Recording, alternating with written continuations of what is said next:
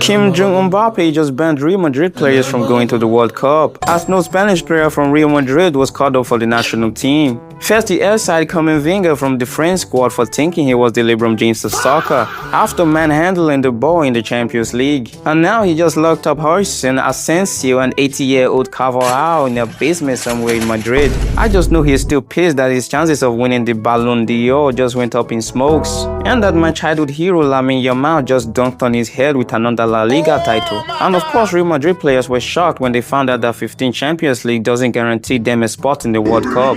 I swear, man, even Gavi with an apartment inside the local hospital got called up ahead of Teemu Sergio Ramos. That is what you get when your entire starting 11 is made up of foreign players. And this is Asensio after getting 10 red cards, 5 WWE championships, and still waiting to get called up. I can't get a job. They come to this country and they just get a job just like that. So when you apply, what do they say to you? Well, I've got a criminal record. Assault.